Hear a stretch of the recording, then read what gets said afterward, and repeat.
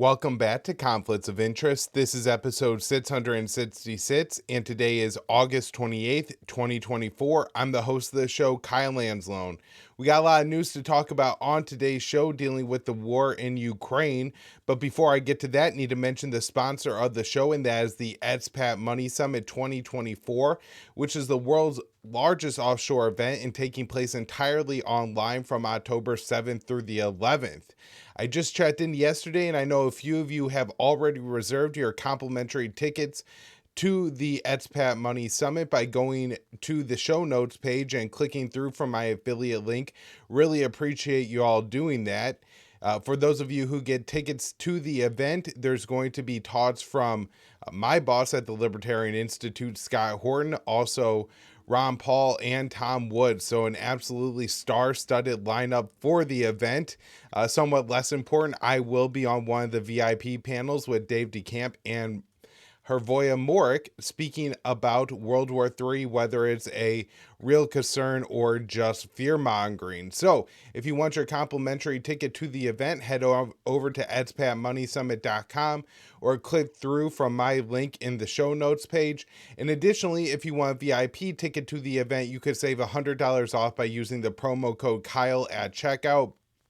That does benefit the show when you do that. So if you are getting a VIP ticket, use my promo code. Additionally, you can click the link in the show notes page and it'll autofill all that in for you to make it nice and easy. All right, everybody, with that, let's get into today's show, which of course can be found at the Libertarian Institute, antiwar.com, YouTube, Rumble, or Odysee, anywhere you can listen to podcasts, and of course by following me on Twitter at KyleAnzalone_. All right, let's get into the news today. Starting with the first one here, Dave DeCamp, August 26th, antiwar.com. Russia launches massive missile and drone strikes across Ukraine.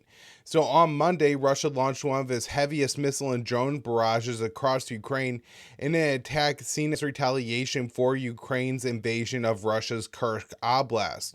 So according to Ukrainian officials, over 100 Russian missiles and drones were fired at 15 Ukrainian regions, an area that makes up more than half the country. The Russian Defense Ministry said it was targeting energy infrastructure that support the Ukrainian military. So the military said in a statement, according to TASS, this morning the Russian armed forces delivered a massive strike by airborne and sea-launched long-range precision weapons and attacked unmanned aerial vehicles at critical energy infrastructure of the Ukrainian military-industrial sector. All designated targets were destroyed. 4 people were reported killed in the attacks and more than a dozen injured.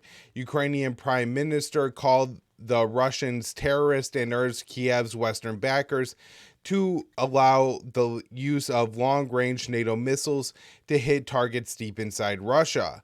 So the Prime Minister said, in order to stop the barbaric shelling of Ukrainian cities, it is necessary to destroy the place from which Russian missiles are launched. We count on the support of our allies and will definitively make Russia pay. So also on Monday, Ukraine launched drone attacks against 7 Russian regions. The Russian Defense Ministry said it shot down 20 Ukrainian drones. The Defense Ministry reported on-duty air defense intercepted and destroyed 20 fixed-wing drones.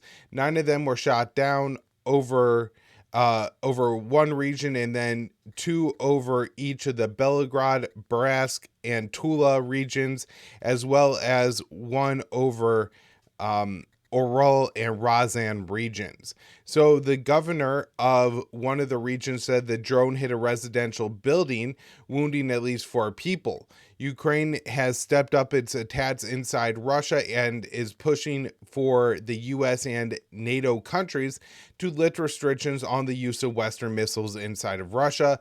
Currently, there is some restrictions, although it's not exactly clear what those restrictions are. But the general idea is that I think Ukraine is supposed to be using the missiles in Russian regions that border Ukraine's Kharkiv. This seems to have been extended a little bit with the attack on Kursk, but generally speaking, that seems to be what Ukraine is doing here. So a little bit more news on that attack. This one I wrote up for the Libertarian Institute on August 27th. Zelensky claims F-16 used to down Russian missiles. So the Ukrainian President Zelensky said that his country's deployed F-16s to help repel a massive Russian missile barrage. It is the first time Kiev has confirmed using the advanced American fighter jets. During a press conference on Tuesday, Zelensky stated, "We destroyed already some of the missiles and drones using F-16s. He explained the warplanes were used during a massive Russian missile and drone attack that occurred the day before. Kiev claims Moscow launched 127 missiles and 109 drones at Ukraine, but says only 25 missiles and 10 UAVs got past the country's air defenses. Last year, the White House greenlit a NATO plan to transfer scores of F-16s owned by Denmark, the Netherlands, and other European nations to Ukraine. The U.S. has also trained some of the Ukrainian pilots.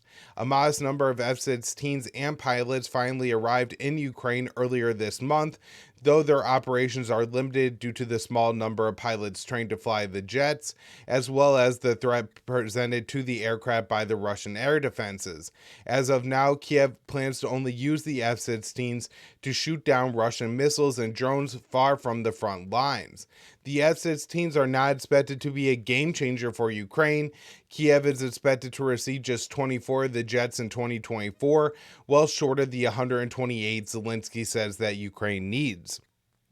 While American aircraft will not turn the tide of the conflict as Russian forces made steady gains in Ukraine's Donbass, Moscow views the weapons transfers as highly provocative. F-16s are capable of carrying nuclear weapons, and Russia's top diplomat, Sergei Lavrov, has warned that the Kremlin will regard the very fact that Ukrainian armed forces have such systems as a threat from the West in the nuclear sphere. The decision to transfer F-16s to Ukraine was a major policy shift for the White House. Zelensky has repeatedly requested advanced warplanes since Russia invaded in 2022. However, at the start of the war, President Joe Biden viewed transferring F-16s to Kiev as too large of a provocation towards Moscow. I want to talk a little bit more about that because I think this narrative gets a little lost in the U.S. mainstream discourse about this particular issue, because when you ask, or when the mainstream media and U.S. politicians are discussing this, they almost say that this is if it was Trump, they would certainly call it a Trump giveaway or a Trump bowing to the demands of Putin. And Republicans certainly do say that about Biden. But when it comes to Biden, they basically say he hasn't been hawkish enough and aggressive enough on this war, and how he has conducted this war and how much he has armed and benefited Kiev, and this has been solely to the benefit of Russia. What they leave out is that when in February of 2022, when Russia invaded and Biden initially decided we're going to give them Stinger anti-aircraft weapons, Javelin anti-armor missile, other shoulder-fired anti-armor missiles, small arms and ammunition, but that was the relative extent of the weapons that the U.S. was going to give Ukraine. And Joe Biden said, look, we're not going to have American boots on the ground. We're not going to send Ukraine American long-range missiles. We're certainly not going to let Ukraine to use those missiles inside Russia. We're not going to give them advanced American tanks, and we're not going to give them advanced American warplanes. And the reason for this wasn't because Biden is a slave to Vladimir Putin, or we're worried about the, budget, or we don't have enough of these systems. No, Biden's reason is it would essentially endanger the American people by moving the world too close to World War III. And so this is about the security of the American people. When Biden said that, that was a promise that he made to the American people in order to help to keep us safe and not end up in some kind of major nuclear catastrophe with Russia. But Biden has now given Ukraine long-range missiles, approved those missiles to be used inside of Russian territory. We've sent them the Abrams tanks. We've sent them the ATACMS missiles. We've sent them the F-16s at this point. And so really, Biden has crossed all of his red lines. And again, American politicians discuss this as this is Biden getting tougher on Putin, not making the American people less safe, but that is exactly what he is doing with this policy. The way to make the American people safer is, of course, to end this conflict and to adopt a more reasonable foreign policy, not pushing the world towards World War III, but that's what's happening here. All right, so a couple more stories on the situation in Ukraine. Russia warns U.S. will face much harsher consequences for basking Kursk invasion. So the Russian Deputy Foreign Minister Sergei Ryabkov said on Tuesday that the U.S. would face much harsher consequences for backing Ukraine's offensive in Russia's Kursk Oblast. Ryabkov said, according to TASS, the impression is that our colleagues in Washington have discarded the remnants of common sense and believe they can do anything. The consequences of the United States could be much harsher than those they are already experiencing. They know where and in what areas we are reacting in practical terms. So the U.S. claims it was not involved in the planning of the Kursk offensive, but it has allowed Ukraine to use U.S.-provided armored vehicles and missiles and bombs in the attack on Russian territory. And as I've argued on this show, I think it's extremely unlikely the Americans were unaware of these operations. The intelligence failure on the American half, if they were unaware that Ukraine was going to launch this major invasion of Russia, is absolutely unbelievable. Also, major intelligence failure on the part of the Russians, but I want to focus on the U.S. here because, of course, that's my government. How we could give a country all of these weapons and have no idea what Ukraine is doing with them. You know, from the Donbass to Kursk is hundreds of miles, and so the idea that we wouldn't be aware of Ukraine transferring massive numbers of Western-trained soldiers and the armaments that NATO countries gave them away from what we thought were the front lines into a different region of Ukraine seems almost unbelievable. Additionally, you would assume that with the U.S. giving so much support to Ukraine, in the terms of the weapons that we have given them, but particularly in training their security forces and their military forces, you would assume that the U.S. would have significant contacts and, agents basically embedded within the Ukrainian armed forces and their intelligence services. And so you would really hope that the U.S. would get wind of anything like this going on. But that didn't happen. Now, again, if Zelensky did plan this and that the U.S. really wasn't aware whatsoever, then you also have to raise questions about how should we continue backing Ukraine if we have so long of a leash on Zelensky that he could essentially launch this major incursion into Russia without us being completely unaware. That seems very questionable too.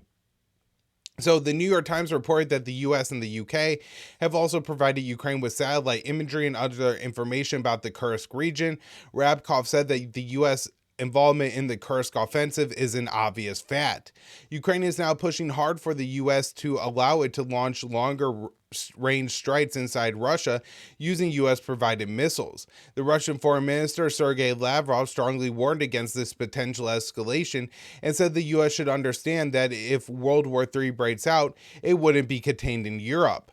Lavrov explained, Americans unequivocally associate conversations about a third world war as something that, God forbid, as if it happens, will affect Europe exclusively. The Ukrainian President Zelensky has said that his Western backers are naive for worrying about escalation and called Russian red lines a bluff. On Monday, Russia launched a massive missile and drone attack across Ukraine, which was seen as retaliation for the Kursk offensive. Russia followed up with another heavy bombing campaign on Tuesday.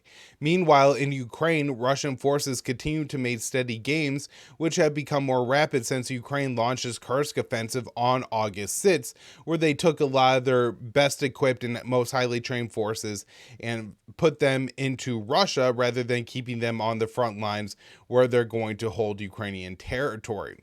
All right, next up here, IAEA chief warns of threat to nuclear plant in Russia's Kursk. So Rafael Grossi, the head of the International Atomic Energy Association, or the IAEA, led a mission to the Kursk nuclear power plant, or KMPP, in Russia's Kursk Oblast, which was invaded by Ukrainian forces on August 6th. Grossi warned of the danger of a nuclear incident amid the fighting in the region. He told reporters the danger or the possibility of nuclear accident has emerged here. The IAEA visit came after Russian President Vladimir Putin said Ukraine fired drones at the plant. Kiev denied the charge, but Grossi said he saw evidence nearby of drone attacks. I was informed about the impact of the drones. I was shown the remnants of them and the signs of the impact they had, Grossi said. So according to Reuters, the IAEA chief warned that the KMPP was more exposed than most modern nuclear plants because it lacks a containment zone and protective structure. He said, this means that the core of the reactor containing nuclear material is protected by just a normal roof. This makes it extremely exposed and fragile, for example, to an artillery impact or a drone or a missile. So this is why we believe that the nuclear power plant of this type, so close to the point of contact or military front, is an extremely serious fact that we take very serious. So Grossi said has also previously visited the Zaporizhzhia nuclear power plant in Ukraine, which was captured by Russian forces in the early days of the war and has been controlled by Russia since then. IAEA experts stationed at the ZMPP and the plant and the area around it have come under frequent Ukrainian shelling and drone attacks. All right, next up here, talking about China. U.S. slams China on South China Sea as Sullivan visits Beijing. So on Tuesday, a U.S. Coast Guard admiral criticized China's activity in the South China Sea as U.S. National Security Advisor Jake Sullivan was in Beijing to meet with high-level Chinese officials. Rear Admiral Andrew Surgamato, deputy commander of the U.S. Coast Guard Pacific area, which why would the U.S. have a Coast Guard stationed in the Pacific area is a real question. I mean, maybe if it's off the coast of California or Hawaii or Alaska, I suppose. But the idea that, this has anything to do with China, Taiwan, the Philippines, and the South China Sea is completely laughable, since this is the American Coast Guard and this is nowhere near the American coast.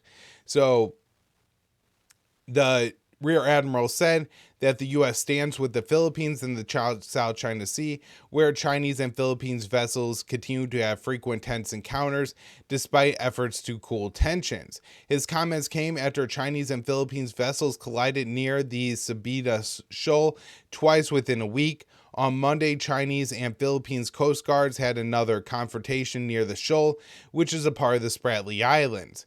Beijing and Manila traded blame for the collision, and the U.S. has taken the Philippines side. The Rear Admiral said the U.S. unequivocally condemns China for allegedly ramming the Philippines vessel.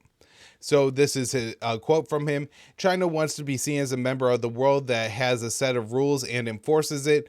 But whenever they do things like ramming or water cannoning unarmed vessels, it does not appear to be so. So the U.S. has vowed that the U.S.-Philippines Mutual Defense Treaty applies to attacks on Philippines vessels in the South China Sea, which means the U.S. is planning to intervene if the dispute turns hot. The head of the Coast Guard's Pacific Fleet said the U.S. Coast Guard, which has increased its presence in the waters near China in recent years, would stand with the Philippines if the treaty was invoked. Over in Beijing, Sullivan began 2 days of talks with Wang Yi, China's top diplomat. The Biden administration has taken a hard line on China and has framed talks with the Chinese government as a way to manage the relationship rather than improve ties, and no breakthroughs are expected to be made. Sullivan told Wang before the talks began, President Biden has made very clear in his conversations with President Xi that he is committed to managing this important relationship responsibly. Wang noted the rocky state of U.S.-China relations and said his goal was to move forward with healthy and stable ties. He said the key is to keep the overall direction and mutual respect, peaceful coexistence, and win-win cooperation. And so this is something I was talking about on the last episode of the show, and something that really bothers me about the Biden administration, which is just seems to be a real lack of maturity, where if you have Jake Sullivan in Beijing meeting with Chinese officials, then the rest of the U.S. government should go ahead and shut their mouth and not criticize China for a couple of days to allow these talks to move forward. I'm sure it's seen as particularly insulting by Chinese officials to be insulted by American officials and be expected to sit down with American officials in Beijing all at the same time. And so I do think this is probably a big deal and will get in the way of any progress that could be made at the meeting. And this next story will also add to the tensions between Washington and Beijing. So Dave DeCamp, antiwar.com, August 27th. Taiwan building 5 bases for U.S.-made anti-ship Harpoon missiles. So Taiwan is building 5 new military bases to house U.S.-made Harpoon anti-ship missiles, the South China Morning Post reported on Tuesday. In 2020, the U.S. approved a $2.3 billion arms sale to Taiwan for 100 Harpoon coastal defense systems and 400 Harpoon coastal defense missiles. Taiwan is scheduled to receive the land-based Harpoon missiles from the U.S. in 2026. 4 of the new bases will be built in southern Taiwan counties, which are located on the Taiwan Strait and face China. 4 separate contracts worth $148.7 million have each been awarded for the construction of each base. The base will be built in Taitung, a county on the East Coast. The Post said the initial plan was to build a 6th base in the southwestern county of Yulin, but it was scrapped after facing opposition from locals who feared the base would make their area a target of the Chinese military. New construction comes amid growing tensions in the region between the U.S. and China, both over Taiwan and in the South China Sea. In recent years, the U.S. has been significantly increasing its support for Taiwan, despite strong objections from Beijing. Last year, the U.S. began providing military aid to Taiwan for the first time. Since Washington severed diplomatic relations with Taipei in 1979, the U.S. has always sold weapons to Taiwan, but never financed the purchase or provided the weapons free of charge until 2023, and this was, of course, viewed by Beijing as a major escalation. All right, a few updates on the situation in Gaza before we wrap up here. Egypt reiterates opposition to Israeli military presence at Gaza-Egypt border. So Egypt on Monday reiterated its objection to Israel maintaining control of the Gaza-Egypt border, known as the Philadelphia Corridor, as a part of any Gaza hostage and ceasefire deal.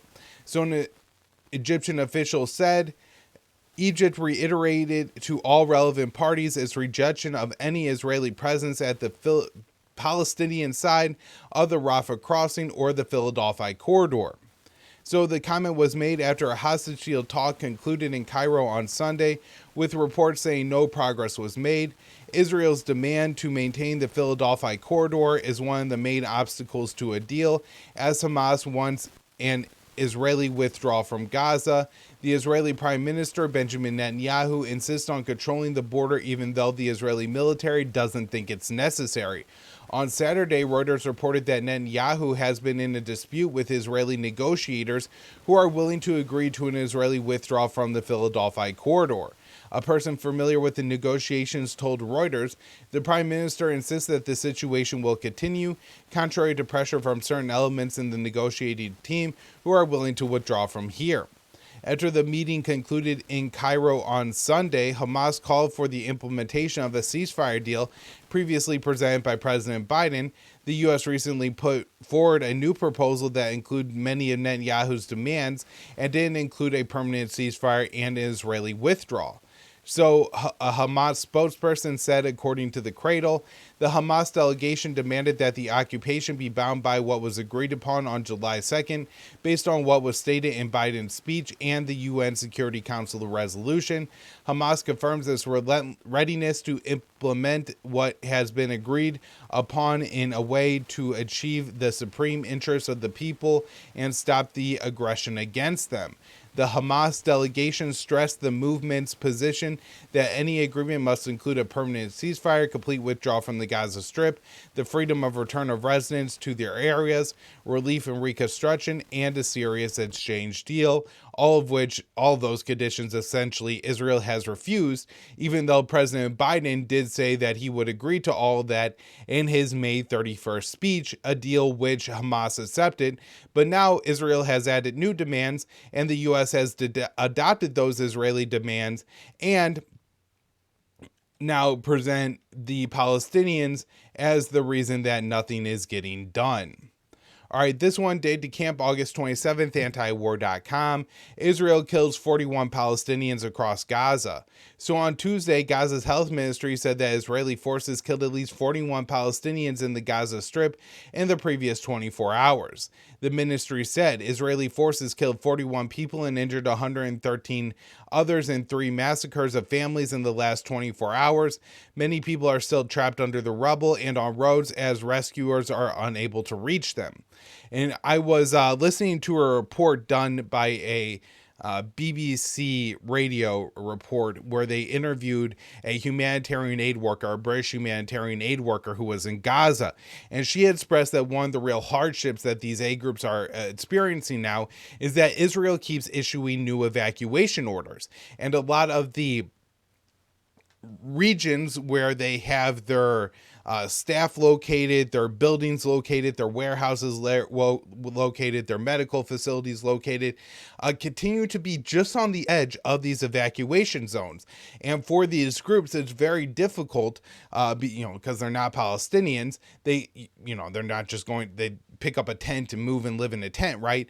And they had to set up a new medical facility or a new aid distribution warehouse or something like that, a child malnutrition center, or the rescue workers who go and dig and try to rescue people buried under the rubble. So it creates a lot of logistical problems on them to have to move. But then once they move into these smaller and smaller areas, now 15 square miles are considered the humanitarian zones in Gaza, only 11% of the Strip. If anything happens outside of that 11% of Gaza, these aid groups now need permission from the Israeli military to move in those areas, or they're going to be blown up by Israeli bombs.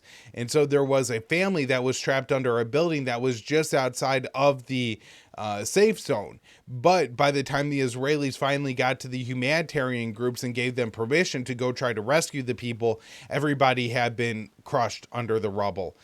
So it's, just a horror show after horror show in the Gaza Strip right now. So Israeli strikes were reported across the Gaza Strip in the north, the south, central areas, including Khan Yunis, Deir al-Bala, and Gaza City. Amid the onslaught, Israel said that it had rescued a Bedouin man who was taken captive by Hamas on October 7th. Amid the onslaught, the Israeli military said it rescued 52-year-old Qaid Free al-Qadi from a tunnel in southern Gaza. Al-Qadi is a resident of Rahat, one of the Bedouin towns near the Negev desert that Israel recognizes. According to Al Jazeera, he was working at a guard in a warehouse in southern Israel when he was captured on October 7th.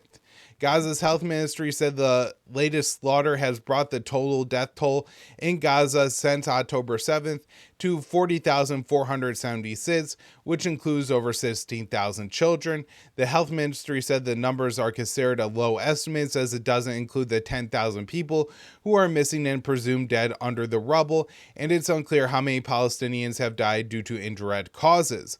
A letter written by a group of experts recently published in the British medical journal The Lancet estimated that the total number of deaths in Gaza, including those killed by Israeli military and indirect causes, could reach 186,000.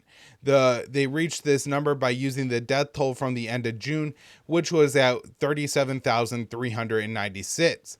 A group of American doctors and nurses who volunteered in Gaza wrote a letter to President Biden last month where they estimated the actual death toll already exceeded 92,000, or 4.2% of the population. The American medical professionals also detailed the horrific violence being committed by Israeli soldiers against children, including they talked about And remember, this was signed by like 40 American doctors and nurses, I believe, that every single one of them had every single day they were in Gaza received a some kind of information sorry, not information. They actually received patients, not information, received patients who are preteen children who were shot in the head by snipers. I mean, just unbelievable horrors. How you could ever shoot a child in the head as a sniper is beyond words. All right, that's where I'm going to wrap up the show, everybody. Thank you all so much for tuning in. We will have some news on the West Bank tomorrow where it seems that things are escalating at this time, but I didn't want to just jump into it before I had a real handle on what was going on there and how significant the Israeli operations were. Apparently, they are the most significant operations in the West Bank in over 2 decades. All right, everybody, thanks for tuning in. More shows later in the week.